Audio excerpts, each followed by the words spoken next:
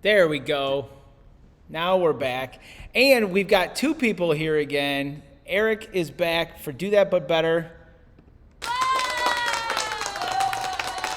After a long hiatus. Eric, I got a question for you. Okay. What season is it? Bulking season. Yeah, you got it. It's bulking season. Everybody's back to school. The weather's starting to get cold, and we've got a problem because everyone who said that they were just going to make things better by exercising more. It's summer. I like to get outside. I like to go for walks. All those things, they're starting to go away. And we're about 2 months away from the holiday extravaganza where the next 3 months is just straight up debauchery and all kinds of insane eating habits that we fall back Already into. here. Doesn't the pumpkin spice latte is already happening, and that's like You know that's what? your meals right there. I would. You know what? Now, since there's a hard start for fall, maybe the first day of pumpkin spice is the first hard start of bulking season. Yeah. Half whipped cream, please. Yeah. Fill it half with drink, half with whipped cream. I love it. Now, do you actually get into a lot of the pumpkin spice stuff? Not that kind of stuff. I Yeah. like squash soups that Mm. have those kinds of spices. Yeah. That's delicious. Yeah. I don't know, make some like pumpkin cookies or something like that. Oh But yeah. not sugary drinks. Not a, Yeah.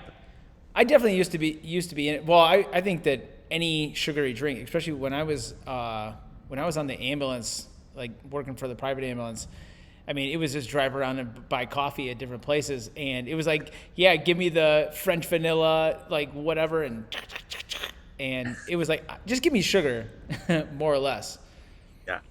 But yeah, I wonder why it seems like in cold weather, it seems that all those sweet things, and it's not necessarily, but it is still like the pumpkin spice and so like cinnamon and things like that, but with sugar. I wonder if there's some kind of like biological thing, like why are those so appeasing in the fall as opposed to during other times of the year, Yeah. you know? Bulking. Just for bulking. We know that this is the time. Save up for winter. Winter's coming. But yeah, but right now, I mean, this is one of the best times to really get nutrition under wraps. And not only because it's bulking season and we're going into the holidays and things like that, but we're also, because it's going to be cold, especially here in the Midwest and out by you're going to have more days where it's like, all right, you're going to be inside a little bit more. The outdoor exercise where you're just going for a walk, where you're going to ride your bike to school instead of taking the bus or whatever it is, those things start to slow down. And when most people's ideas of how am I going to lose weight or change my body composition and things like that, it's always I'm gonna exercise more. Well, guess what?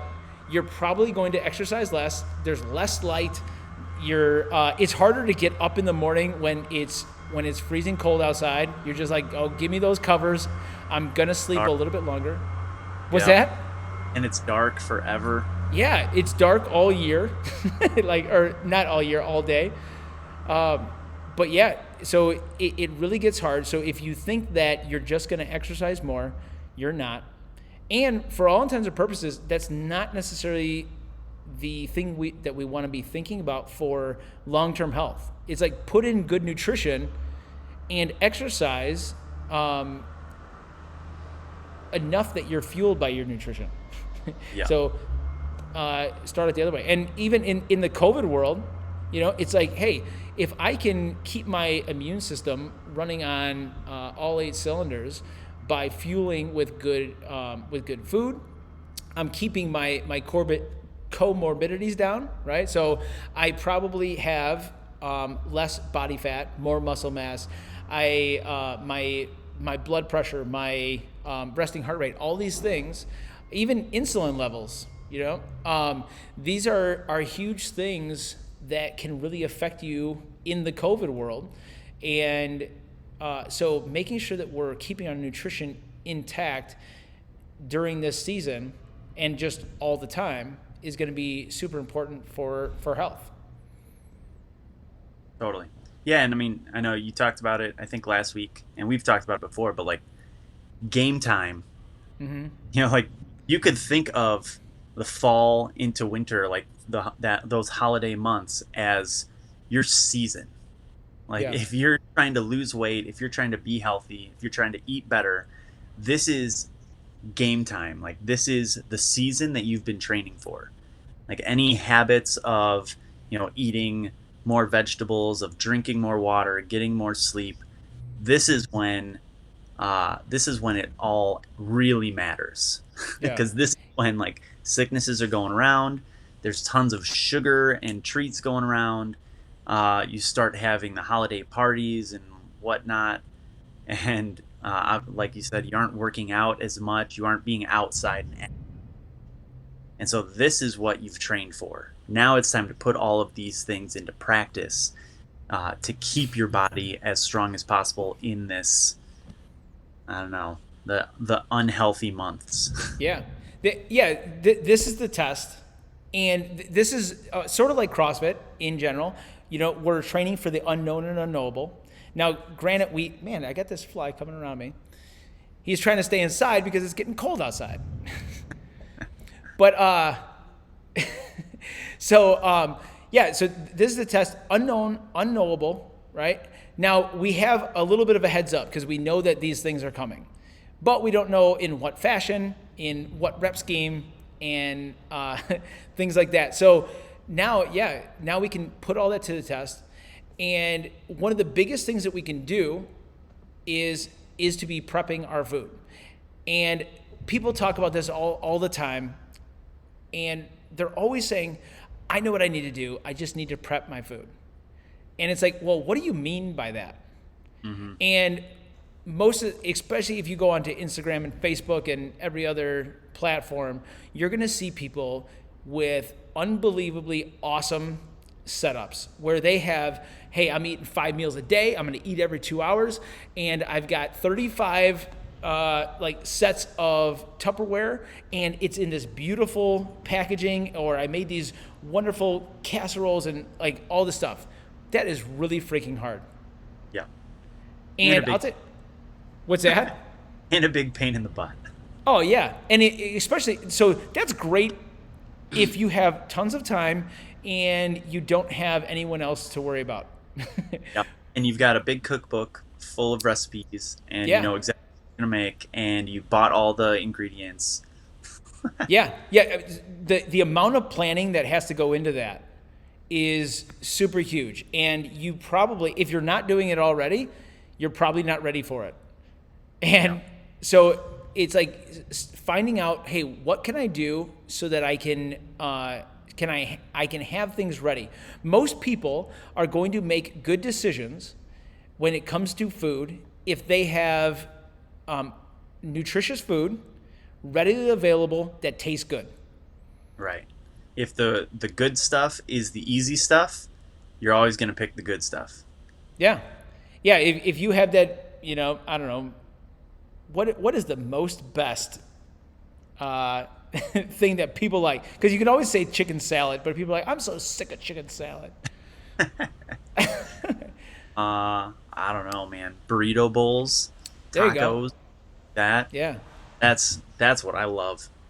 Yeah. So if you have the things for this so that you can piece it together really quick, or it's already made, now you're probably going to have that instead of, and even, instead of just stopping at Chipotle, that's everybody, like, I'm eating pretty good, I'm going to Chipotle.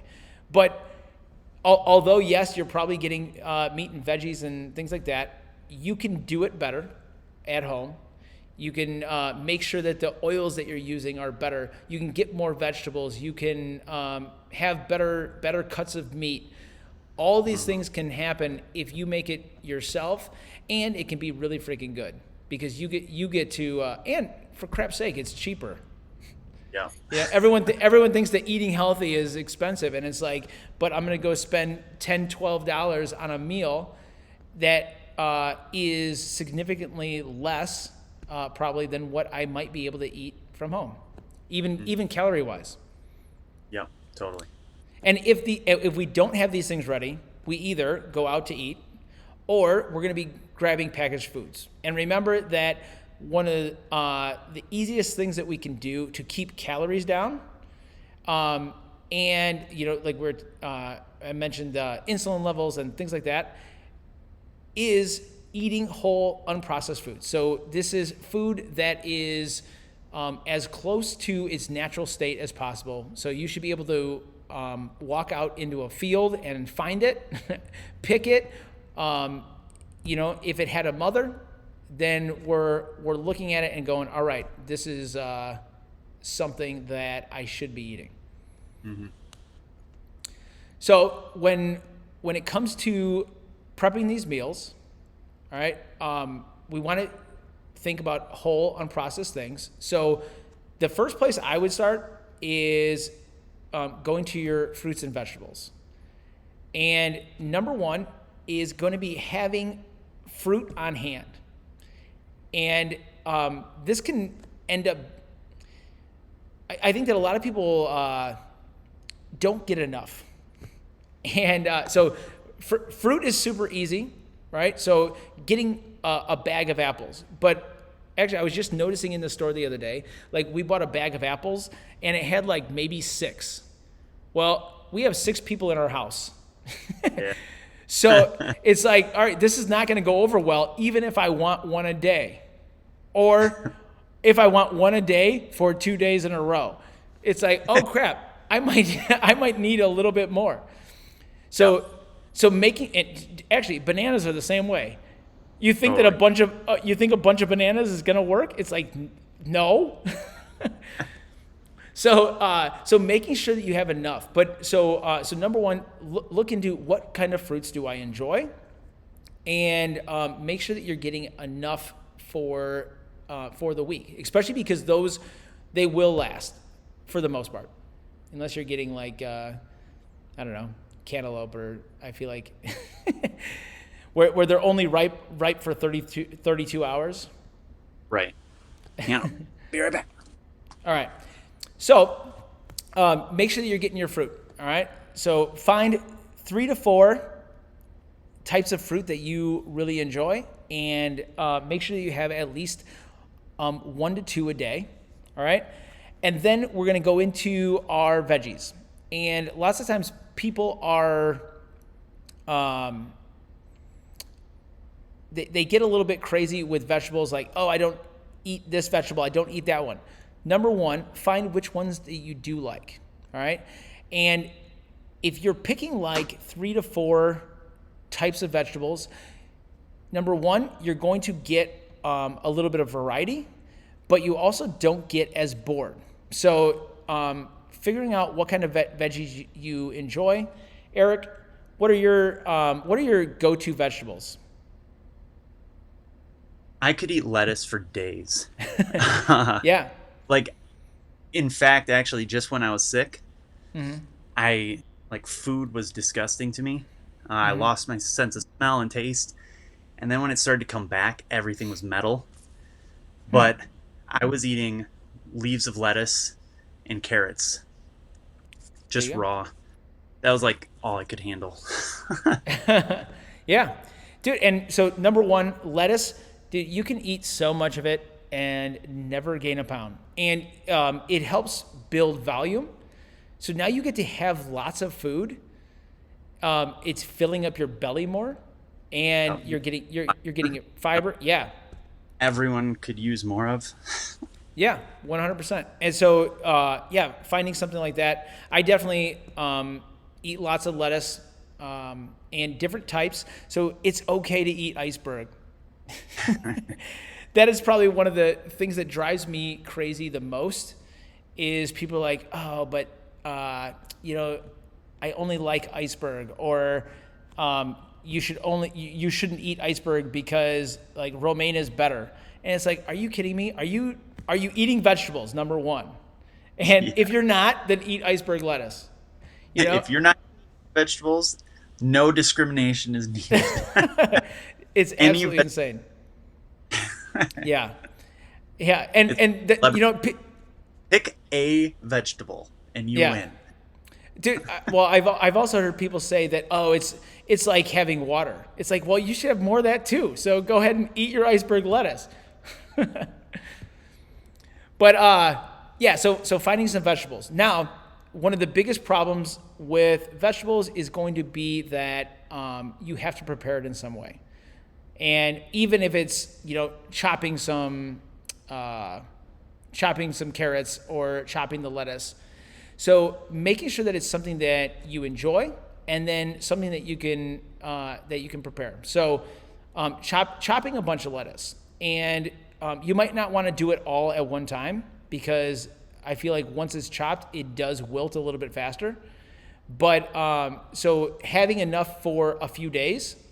Or got the big plastic containers that are already filled with your mixed greens. Yeah. There you go. No chopping necessary. Just take a handful, put it on your plate. Love it. Eat. Yeah. So chopping it, having some of that prepared, and actually they do that with other stuff too. I mean, you can get peppers and onions and carrots and celery and anything else, and having that ready so that you can either have, actually something that Natalie's been doing. So we were talking about eating with our kids, like, so, our kids come home and like right after school, they're starving. I think that's a pretty common thing, right? And they want to go straight for, cereal and, whatever it is. So what's that? Popcorn. Yeah. Yeah, like quick snacks, and it's usually processed food again. And so she's like, it's really hard to just keep saying, stop having that, wait for dinner. And instead, she's like, I'm gonna make it a point that we'll have like chopped vegetables or fruit out on the counter when they get home, so we can say, hey, kitchen's closed, but you can have something from here. Which, once again, like, they started eating it. All of a sudden they had a bunch of this stuff because it was super easy. And guess what? Now they don't even have to pour something in a bowl. They just grab it, and they probably weren't even that hungry in the first place. It's sort of a habit, and they're walking past it and grabbing it. So now you have a better option. Totally. And even the reverse side of that, I've had a lot of people see success just by putting those processed snacks out of sight. Where, like, if your bags of chips normally sit on the counter, like, put it away in the pantry or something, where, it's like the reverse. Like, you're making the healthy snacks more convenient and make the unhealthy snacks less convenient. Right. Yeah, I like it. So, have it prepared. And then there's also your vegetables that you're going to cook. I love having green beans. And I don't know why. I feel like it's like, that's like my rice, like, where it's just super neutral. It can go with almost everything, and I just put hot sauce on everything anyways. So I won't even taste it. But for some reason, I don't know if I just like the texture. But like you said, like lettuce and carrots, I usually have green beans, some type of lettuce, spinach, and zucchini. Those are like four that I really, really enjoy. And actually, now that I think of it, they're all very neutral. So it's not like a pepper or an onion that they're very flavorful, and it's almost like you need to pair it with the things that you want. Right. but so those are my four, and I'll take the zucchini and I'll either chop it or shred it or whatever, so I can use it. Like I usually use shredded zucchini in my breakfast, and I'll just put it with eggs and stuff like that. I'll use chopped more for lunches, or where I'll just saute it up a little bit, or I'll saute it with some tomatoes. So actually, one of my favorite things is almost like a zucchini stew, but I'll make it.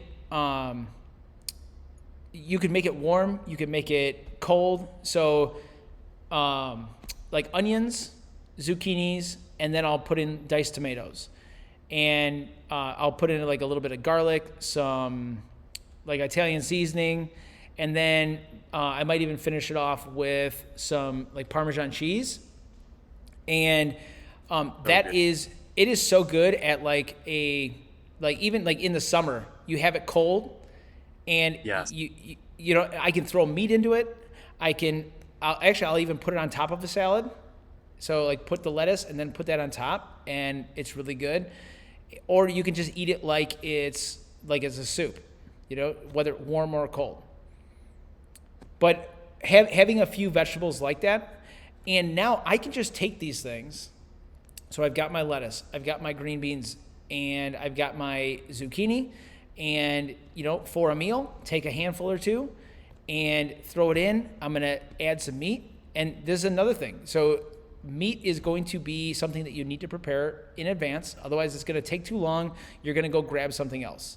And so getting 2 or 3 types of meat that you can prepare it ahead of time. So buying a family pack of chicken, buying some pork chops, buying a whole crap ton of beef, and cooking it all. So we'll have Taco Tuesday. So our ground beef will be made into tacos. We'll have chicken made up different ways. We're going maybe we've got some like lemon pepper on it, on half of it, and maybe we've got, I don't know, like we'll make some cracked chicken where you've got the crock potted in hot sauce, and or even crock potted in salsa. And now you've got shredded chicken that I can add portions in. I can throw it on top of the zucchini. I can throw it on top of the lettuce. I can throw it on top of green beans. And I've got some type of stir fry, or, and so the big thing is that I don't have necessarily meals made up.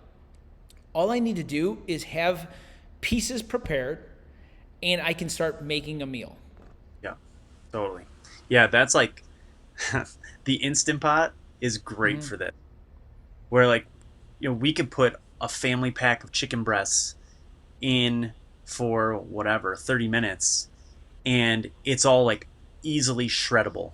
And now you've got a couple pounds of shredded chicken done for the week. Wow. You can do we'll put in like a whole bunch of sweet potatoes and just have them they're all steamed and done for the week. And so you can grab like sweet potatoes and chicken all week for lunch. You can do potatoes, rice.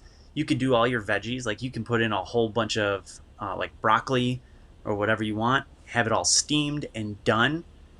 And so now, again, like you said, like you've got the pieces that you need. And I mean, that could be 2 or 3 hours on a Sunday, and you're not even there for most of it. All you're doing is changing what's in there, and you've got everything. How long does it take? So I've actually never used the Instant Pot, but I only heard great things. How long would it take to make the chicken? I'm pretty sure it's like 25 or 30 minutes in there, which it has to heat up, and then you let out the pressure. But it's literally just like boop, go, and walk away, and it's done. It's like you if you put a fork in it and try to pull it out, it'll just fall apart, like shredded. I think that when we're out by you guys made something in the Instant Pot, right? Yeah. Yeah, super cool. Yeah, that's, dude, and anything that can save you time is a win. And I think that's the biggest thing when it comes to meal prepping, is not that you have the most elaborate and beautiful thing. It's make sure that it's something that tastes really good to you and that it is very convenient. Yeah. So yeah, and really, what like Eric was saying, getting those other things as far away from you as possible, so that most of your food is going to be whole, unprocessed food. Remember that your processed food, it's going to be less value, so it's like you feel like you didn't get very much, but it's going to be higher calorically. So you've got all the calories and less of everything else.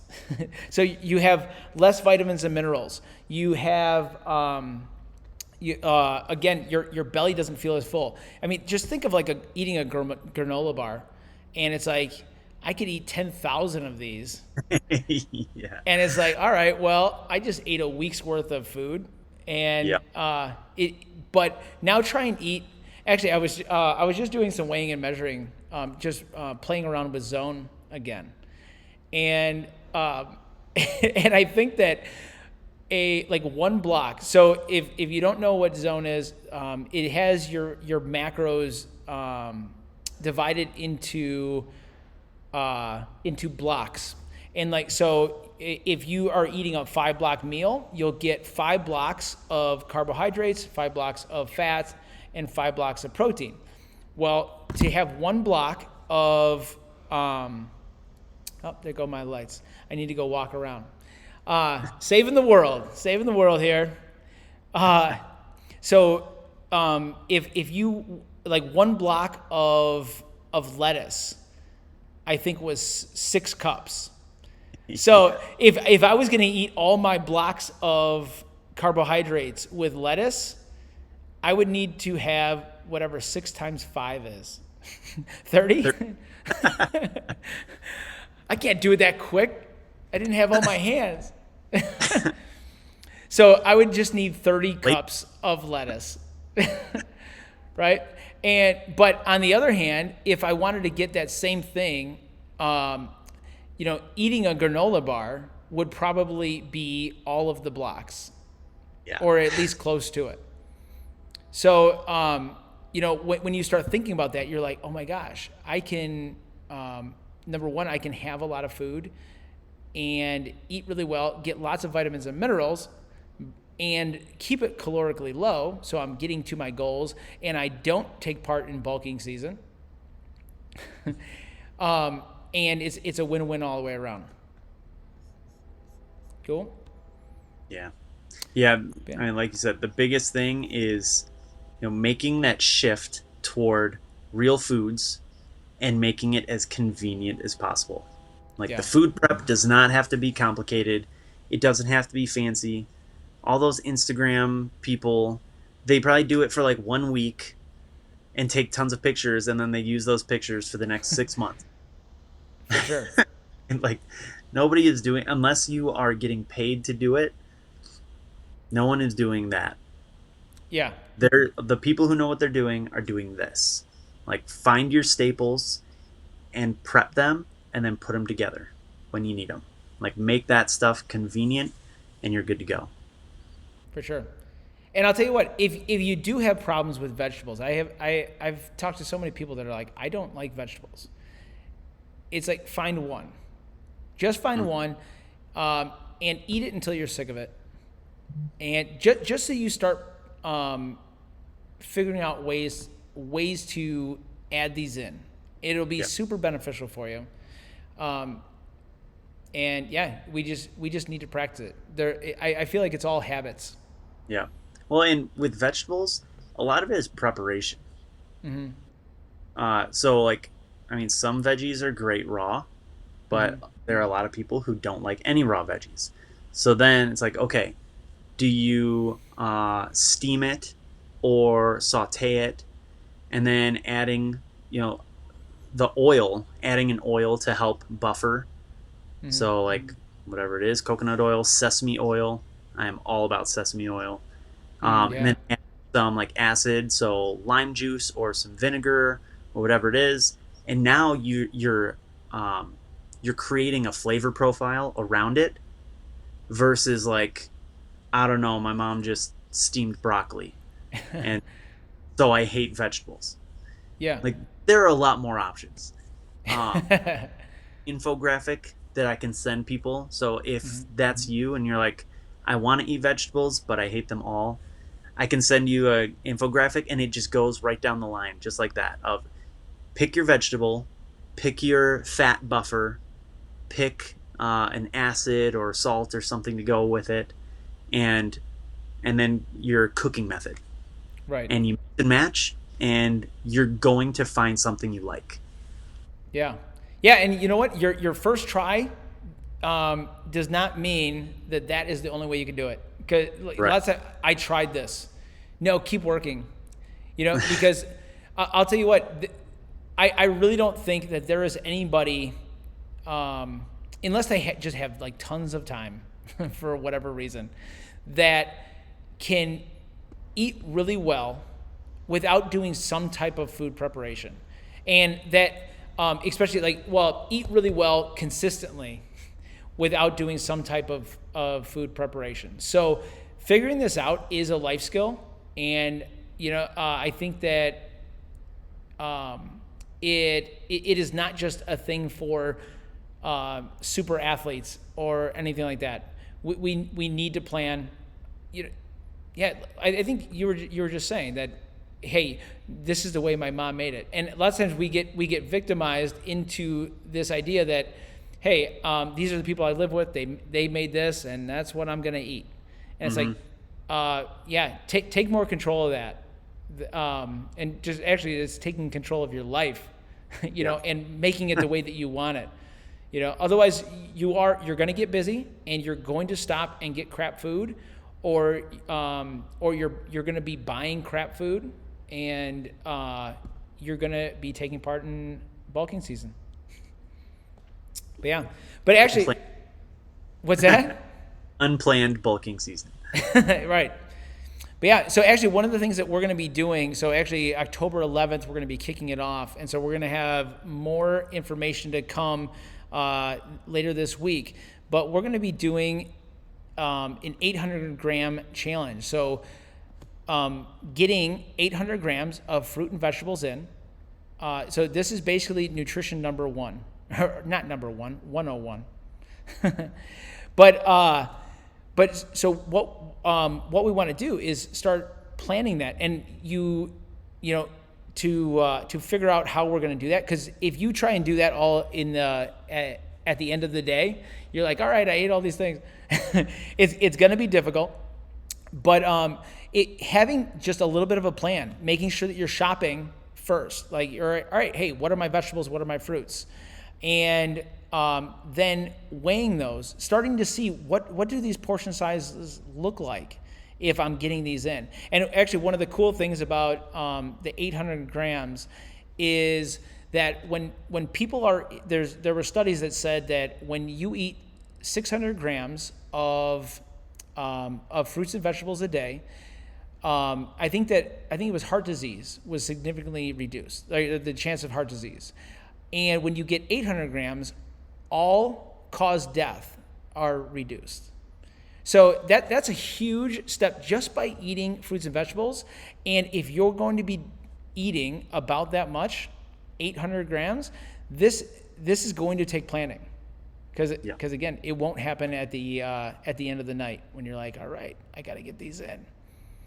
So if you're interested in that, reach out to us. But and also just keep an eye out on our Facebook and Instagram page here at CrossFit Chicago Heights, and we'll be putting more out about that. So that's going to be super fun. Cool. Very cool. All right, you guys, plan your food. It doesn't have to be crazy. Keep it simple, stupid, and we'll see you guys next week. All right. See you later. All right.